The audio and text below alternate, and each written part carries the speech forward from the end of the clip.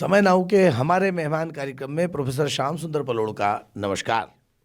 दर्शकों, इस वक्त स्टूडियो में हमारे साथ उपस्थित हैं देश में इन दिनों युवा अभिभावक के रूप में अपनी पैरवी और पहल के माध्यम से बहुत सारे क्षेत्रों में जाने पहचाने जाने वाले चेहरे, जिन्होंने न जाने कितने कितने न्यायिक क्षेत्र के अपने अध्ययन के आधार पर कम उम्र में ही फैसलों की राह बदलने में अपने तर्कों का बहुत ही अच्छा इस्तेमाल कर अनेक ऐसे पीड़ितों और परेशान लोगों को मदद दी, न्यायिक मदद दी और अपने ज्ञान की मदद जिन्होंने पहुंचाई, ऐसे श्री जयेश गुरनानी आज हमारे बीच उपस्थित हैं।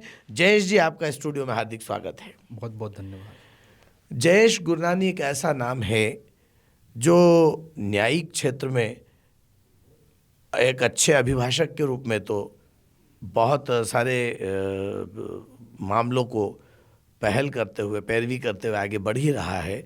लेकिन एक खासियत आपकी ये भी है जयेश जी कि आपने अनेक जनहित के मामलों को भी, समाज के हित के मामलों को भी अपनी सूझबूझ से माननीय न्यायाधीश के सम्मुख रखकर उन पर परिवर्तनकारी फैसले करवाए हैं।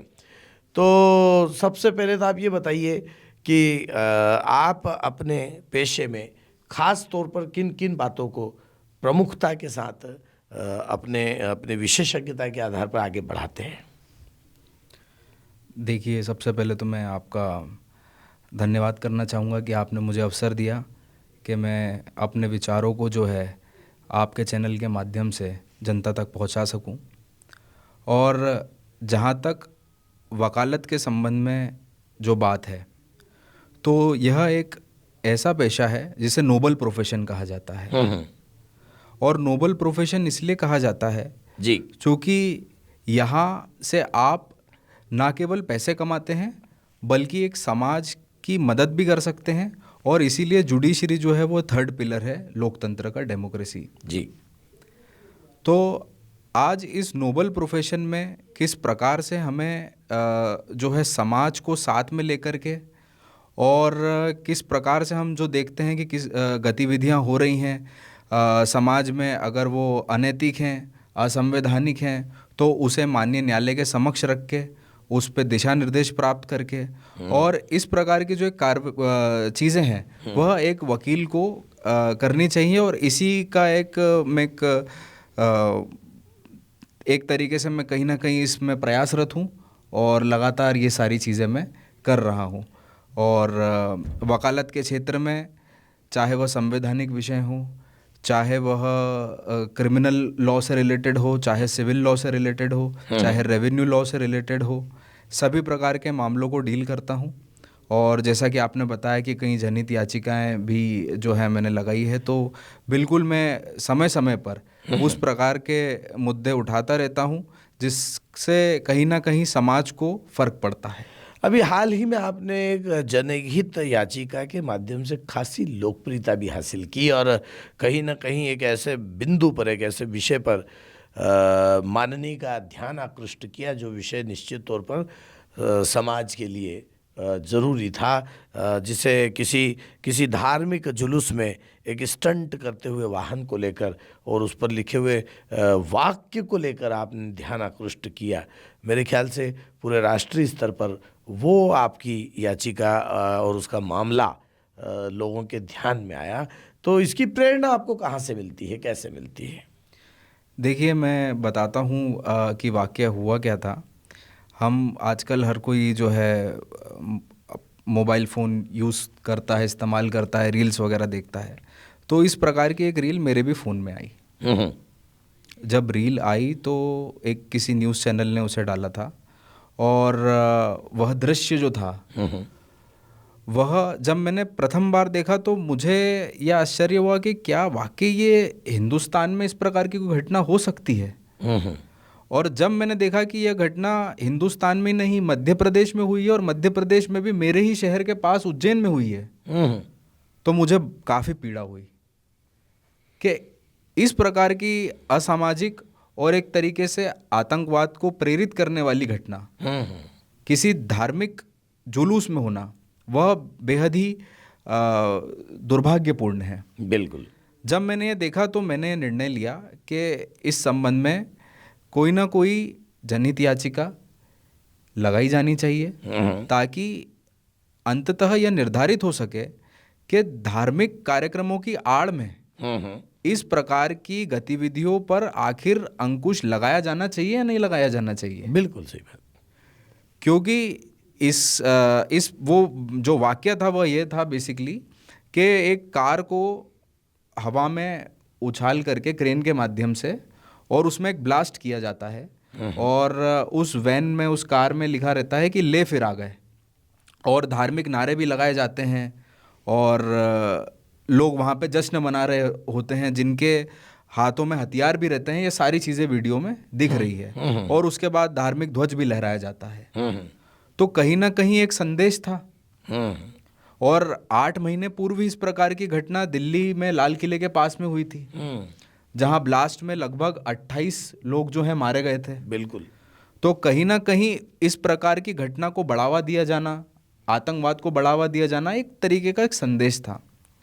तो मैंने यही मांग करी थी कि, और ये विशेष करके मुहर्रम के समय हुआ, मुहर्रम का जो जुलूस था उस समय हुआ, तो जो भी मुहर्रम के संबंध में इस प्रकार की गतिविधियां हैं उस पर एक गाइडलाइन फ्रेम होनी चाहिए, एक एसओपी बननी चाहिए। जैसे कि आप देखते हैं कि हमारे जो अन्य फेस्टिवल्स हैं, चाहे वह गणेश चतुर्थी हो, नवरात्रि हो, जब दिवाली होती है तब भी सुप्रीम कोर्ट के आदेश आ जाते हैं कि फटाके कब से कब तक फोड़े जाने चाहिए, नॉइस पॉल्यूशन कितना होना चाहिए, कहाँ कहाँ पर फायर क्रैकर्स प्रतिबंधित हैं। इस प्रकार की एसओपी जब दिवाली के संबंध में बनी हुई है तो फिर मुहर्रम के संबंध में भी बननी चाहिए। बिल्कुल सही बात। क्यों? और बननी इसलिए चाहिए क्योंकि सबसे ज़्यादा जो है असामाजिक गतिविधियां इसी समय होती हैं। और जब समान नागरिक संहिता की बात हो रही है, बिल्कुल, तो निश्चित तौर पर ये सारी चीज़ें, निश्चित तौर पर ये सारी चीज़ें होनी चाहिए। एक और जनहित याचिका आपने आरक्षण वाले मामले पर भी लगाई थी, उसमें भी काफ़ी आपको खासी सफलता और लोकप्रियता मिली थी। वो मामला क्या था, उसको भी हमारे दर्शकों तक पहुंचाइए। आरक्षण के संबंध में भी जो मेरे विचार हैं वह यही है कि जो भी सामाजिक रूप से, आर्थिक रूप से पिछड़ा हुआ वर्ग है, जब तक आप उसको मुख्य धारा से नहीं जोड़ देते तब तक उसे आरक्षण का लाभ मिलना चाहिए। परंतु जो वर्ग ना ही सामाजिक रूप से पिछड़ा हुआ है, ना ही आर्थिक रूप से पिछड़ा हुआ है, उसे जब सरकार आरक्षण का लाभ देती है तो कहीं ना कहीं एक जो वह विद्यार्थी है या जो एक कैंडिडेट है जो कि उस एग्ज़ाम का एस्पिरेंट है, जो कि ज़्यादा मेरिटोरियस है, जिसमें ज़्यादा गुणवत्ता है, आप कहीं ना कहीं उससे वह नौकरी पाने का अधिकार छीन रहे हैं। बिल्कुल। ऐसा ही एक वाकया हाल ही में देखने को मिला जब मध्य प्रदेश सरकार ने असिस्टेंट प्रोफेसर की एग्जामिनेशन के संबंध में विज्ञप्ति निकाली। जब विज्ञप्ति निकाली गई तो महिलाओं के लिए आरक्षण था, वहाँ तक ठीक है, विकलांग के लिए आरक्षण था, वहाँ तक भी ठीक है, परंतु 25% आरक्षण जो है वह गेस्ट फैकल्टी को दे दिया गया। अब यहाँ से ही मेरी लड़ाई शुरू हुई कि आखिर गेस्ट फैकल्टी को आरक्षण क्यों? क्योंकि यह तो वह वर्ग है जो ऑलरेडी नौकरी कर रहा है, और जो दूसरे लोग जो कि कॉम्पीट कर रहे हैं उस एग्जामिनेशन में, उनके पास ना तो नौकरी है, ना ही उनके पास इस प्रकार का फैमिली सपोर्ट है, और गेस्ट फैकल्टी जो कि सामाजिक रूप से पिछड़ा हुआ नहीं है, आर्थिक रूप से पिछड़ा हुआ नहीं है, तो उन्हें आखिर आरक्षण देने की क्या आवश्यकता आन पड़ी? तो यह मुद्दा जो है मैंने माननीय न्यायालय के समक्ष रखा, और मैंने बताया कि आरक्षण जो है उसे संविधान में यह विशेष रूप से कहा गया है कि राज्य सरकार जो है विशेष परिस्थिति में किसी वर्ग को आरक्षण दे सकता है, परंतु आंख मूंद करके किसी को भी आरक्षण नहीं दिया जा सकता। उसके क्राइटेरिया हैं जिसमें आपको ये देखना पड़ेगा कि बैकवर्डनेस कितनी है जी, वो अनप्रिविलेज्ड है या नहीं है, इकोनॉमिकली बैकवर्ड है, सोशली बैकवर्ड है। उन्हीं क्राइटेरिया के आधार पर आप किसी को आरक्षण दे सकते हैं जी, किसी को मुख्य धारा से जोड़ने के लिए। पर जो पहले ही मुख्य धारा से जुड़ा हुआ है, यहाँ जो मुख्य धारा से आगे है, उन लोगों के लिए आरक्षण थोड़ी बना है। बहुत बढ़िया मसला आपने समाज के इस बिंदु को लेकर माननीय न्यायालय तक आपने पहुंचाया। एक और जनहित याचिका में आपका नाम काफ़ी लोकप्रिय हुआ है, और वो कहीं ना कहीं ज़मीनों है ना, ख़ास तौर पर जिसे हम ये कह सकते हैं कि जिसको हम धर्म स्थल के नज़दीक ज़मीनों के क्रय विक्रय से संबंधित या उससे संबंधित कुछ मामला था, जिस पर आपने एक याचिका दायर की थी और उसमें काफ़ी आपको सफलता मिली थी। वो मसला क्या था? जी, हाल ही में एक जनहित याचिका इस संबंध में मेरे द्वारा लगाई गई थी। यह मामला जो था यह महाकालेश्वर ज्योतिर्लिंग से संबंधित था। अच्छा। महाकालेश्वर ज्योतिर्लिंग के समीप जो पार्किंग की ज़मीन है, वह पार्किंग की ज़मीन मूल रूप से अगर खसरे देखे जाएं तो 1925 से लेकर के 1960 के लगभग तक वह सरकारी रही, और वह कारखाने के उपयोग के लिए तकाईमी कारखाना उसमें राजस्व अभिलेख में उल्लिखित था। वर्ष 1960 में एकाएक सरकार का नाम विलोपित होता है और वहाँ पे जो कब्जेदार हैं उनका नाम बतौर भूमि स्वामी अंकित हो जाता है। इस संबंध में शिकायतें भी प्रस्तुत की जाती है, सारी चीज़ें होती है, और इस संबंध में सरकार यह आदेश भी पारित कर देती है कि यह सरकार की ज़मीन है और इस पर सरकार का नाम वापस से चढ़ाया जाए। परंतु फिर 2018 में उस आदेश के विपरीत वापस से किसी प्राइवेट आदमी का नाम वहाँ पे चढ़ता है। उसके बाद वापस शिकायतें प्रस्तुत होती है, मामला सिविल न्यायालय जाता है, सिविल न्यायालय से प्राइवेट पक्ष हार जाता है और सिविल न्यायालय भी तय करता है कि सरकारी ज़मीन है, परंतु उसके बाद भी महाकालेश्वर ज्योतिर्लिंग के समीप पार्किंग की ज़मीन का विक्रय कर दिया जाता है। अच्छा। और विक्रय पत्र बाकायदा निष्पादित होता है और एक प्राइवेट लिमिटेड कंपनी को ज़मीन ट्रांसफ़र कर दी जाती है जो कि मूल रूप से सरकारी है, परंतु राजस्व अभिलेख में फेर बदल करके प्राइवेट आदमियों का नाम उसमें उल्लेखित करके रजिस्ट्री हो जाती है। और प्राइवेट लिमिटेड कंपनी जो है वह वहाँ पे 5 स्टार होटल बनाने की प्लानिंग कर रही है, जिस संबंध में उन्होंने कई विभागों में आवेदन वगैरह लगाने की भी प्रक्रिया जो है वो अपनाई रखी है। तो अब प्रश्न इसमें एक बेहद गंभीर यह उठता है कि जो सरकारी ज़मीन है तो आखिरकार वह निजी व्यक्ति को हस्तांतरित कैसे हो गई। और जब हम देख रहे हैं कि सिंहस्थ आने वाला है, उज्जैन में काफ़ी रश होने वाला है, पूरे विश्व भर से लोग आने वाले हैं, एक बहुत ही बड़ा सांस्कृतिक और धार्मिक उत्सव है सिंहस्थ, उस समय पे ठीक उसके पहले इस प्रकार की चीज़ें होना, तो यह एक बड़ा सामाजिक मुद्दा है। क्योंकि अगर वहाँ पे पार्किंग प्रॉपर, क्योंकि वो पार्किंग के लिए यूज़ हो रही थी ज़मीन, ऐसा खुद जो है वहाँ के जो तहसीलदार हैं और जो पटवारी हैं जो उनकी रिपोर्ट है उसमें आया है, तो उस समय और इस प्रकार की चीज़ होना यह दिखाता है कि कहीं ना कहीं एक बड़ी इसमें धांधली हुई है। तो इस प्रकार का मामला भी मेरे द्वारा उठाया गया और माननीय न्यायालय ने इसे स्वीकार करते हुए संबंधित को नोटिस जारी किए और सरकार से जवाब मांगा। बहुत खूब, बहुत खूब। जयेश जी, आप ये बताइए, चूँकि वकालत के पेशे से जुड़े हैं, प्रतिदिन आपको न्यायालय और अपनी इन व्यवस्थाओं से रूबरू होना पड़ता है, तो ये जो लंबित प्रकरण है, हमारे यहाँ ऐसा बोला जाता है कि मतलब न्याय व्यवस्था ऐसी है कि प्रकरण वर्ष दर वर्ष लंबित होते चले जाते हैं, तो लंबित प्रकरणों के मामले में आपका क्या अभिमत है? देखिए, प्रकरण लंबित तो बहुत हैं और इसका सबसे मुख्य कारण जो है वह है कि न्यायाधीश जो हैं हमारे हिंदुस्तान में वह काफ़ी कम है। अगर कोर्ट के आप टाइमिंग देखेंगे तो 10:30 बजे से 4:30 तक हाई कोर्ट फंक्शनिंग में रहती है और 11 से लेकर के 5 बजे तक डिस्ट्रिक्ट कोर्ट फंक्शनिंग में रहती है। सारे जजेस, सारे वकील निष्ठापूर्वक यदि अपना काम करें तो भी जाकर के सारे मामले नहीं निपटाए जा सकते, क्योंकि प्रकरण इतने ज़्यादा हैं कि जब तक न्यायाधीश नहीं बढ़ाए जाएंगे तब तक इन प्रकरणों का निराकरण हो ही नहीं सकता।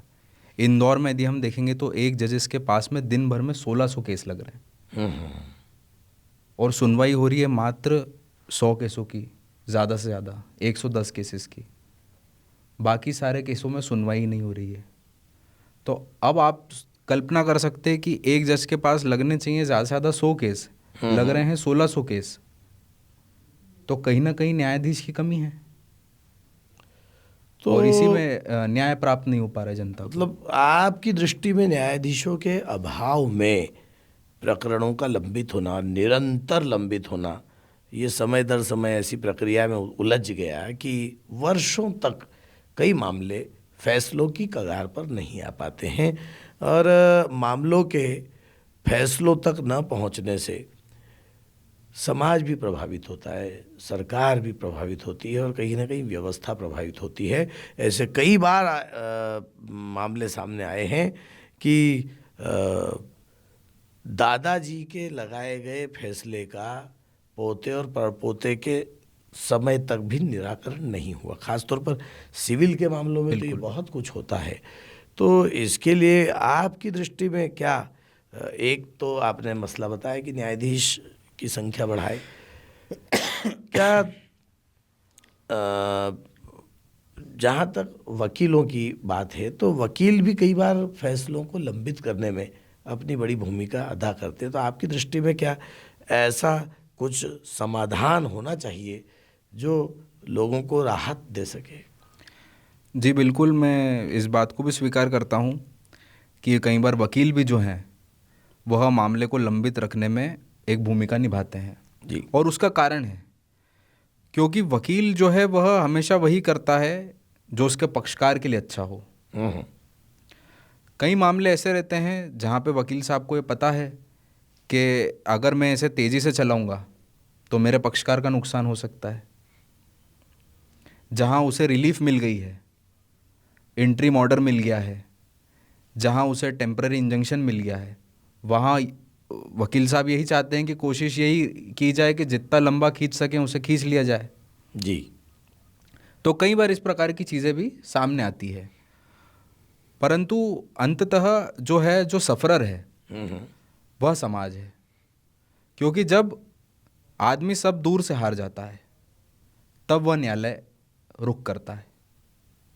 जब पुलिस उसकी नहीं सुनती, जब प्रशासन उसकी नहीं सुनता, जब उसके जो संबंधित लोग हैं, जो रिलेटिव्स हैं, जो दोस्त यार हैं, जो उसकी मदद नहीं कर पाते, तब आदमी ये सोचता है कि अब मुझे एक वकील करना चाहिए जो मुझे न्याय दिला पाएगा, और फिर वह न्यायालय में केस लगाता है।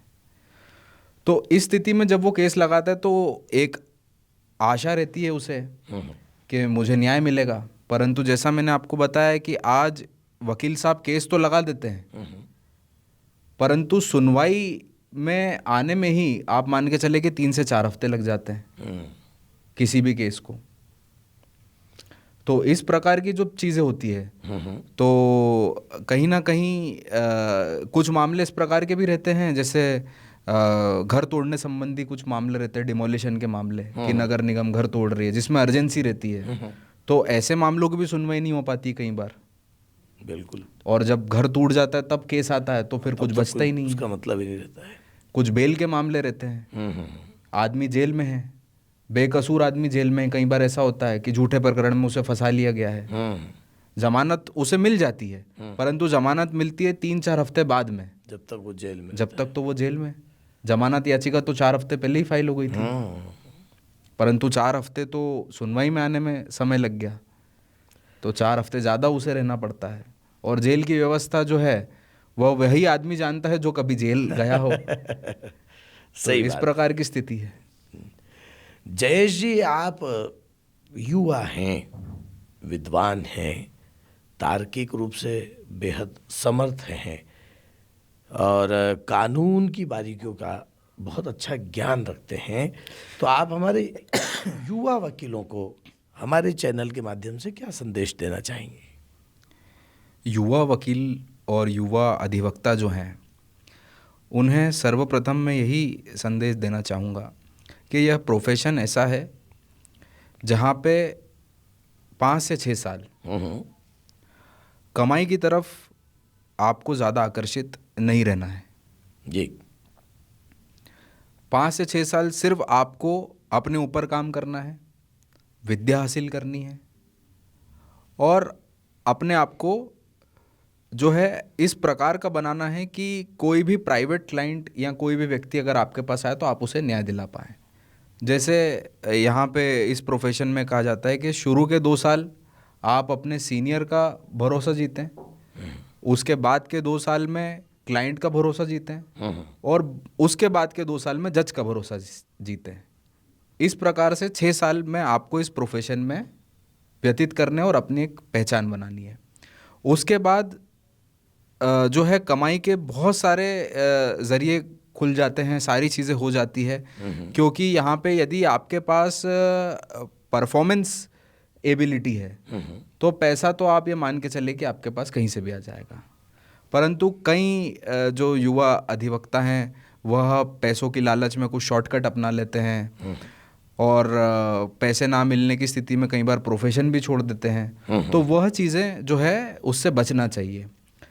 सबसे पहले तो यही है कि आप इस प्रोफेशन में यदि आए हैं तो ये सोच के आए कि 6 साल तो आपको संघर्ष ही करना है और उसके बाद में जो है आपकी असली जो है इनिंग्स चालू होती है। Very good. जयेश जी, आप पूर्व में वाद विवाद प्रतियोगिताओं के बहुत अच्छे विद्यार्थी रहे हैं, तो आपको क्या लगता है कि आपके वाद विवाद प्रतियोगिताओं की वजह से भी अभिभाषक बनने में कोई मनोवैज्ञानिक प्रभाव हुआ है? जी बिल्कुल, मैं इस चीज़ को मानता हूँ कि जो वाद विवाद प्रतियोगिताओं में मैं जाता था तो सबसे पहली चीज़ तो एक कॉन्फिडेंस बिल्डिंग उससे हुई कि लोगों के सामने मंच पे आप निडरता से अपनी बात रख पाए। वही चीज़ वकालत में रहती है कि आपको अपने पक्षकार की बात भी रखनी है और सब लोग आपको सुनते हैं, पीछे बैठे हुए वकील भी आपको सुनते हैं, कोर्ट के कर्मचारी भी आपको सुनते हैं और न्यायाधीश जिसे अंततः न्याय प्रदान करना है वह भी आपकी बात को सुनता है। तो ये सब पूरी प्रक्रिया में सबसे महत्वपूर्ण चीज़ रहती है कॉन्फिडेंस, कि आप अपनी बात को कॉन्फिडेंटली रख पाएँ। बिल्कुल। दूसरी चीज़ जो वाद विवाद प्रतियोगिता से मुझे हासिल हुई वो था एक अपनी बात को तर्क के साथ रख पाना, क्योंकि कई बार ऐसा होता है कि law is always followed by logic. बिल्कुल सही बात। तो कोई भी कानून आपको इलॉजिकल नहीं लगेगा, कभी भी लॉजिक के साथ में बनता है। तो जब कानून के इंटरप्रिटेशन की बात होती है तब माननीय न्यायाधीश ये देखते हैं कि कौन सी आर्ग्यूमेंट ज़्यादा लॉजिकल है। तो जब आप लॉजिकली उस चीज़ को ड्राइव कर पाते हैं, लॉजिकली उस चीज़ को बता पाते हैं, तो वह एक बहुत ही महत्वपूर्ण चीज़ रहती है।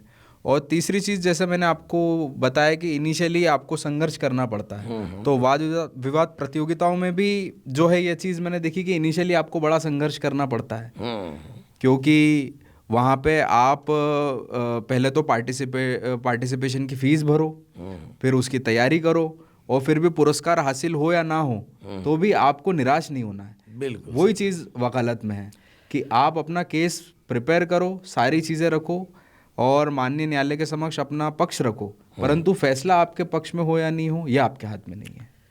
तो जयेश जी, यही तो जीवन सूत्र है। और दर्शकों, ये थे जयेश गुरनानी, जिन्होंने वकालत के पेशे में, जिन्होंने एक अच्छे अधिवक्ता के रूप में कम उम्र में ही अच्छी खासी लोकप्रियता, अच्छी खासी ख्याति हासिल की है और अभी अपने इस प्रारंभिक काल में ही वो बड़े बड़े फैसलों की तह तक पहुँचे हैं। बड़े बड़े प्रकरणों में अपने आप को उपस्थित करके, चाहे वो जिला न्यायालय हो, चाहे वो उच्च न्यायालय हो, चाहे वो उच्चतम न्यायालय हो, वहाँ तक भी अपनी पैरवी के माध्यम से लोगों में एक अपनी पहचान स्थापित करने का काम किया है। जयेश जी, आप समय नाउ के हमारे मेहमान कार्यक्रम में उपस्थित हुए। मैं समय नाउ परिवार की ओर से आपका हार्दिक आभार व्यक्त करता हूँ। बहुत बहुत धन्यवाद आपका।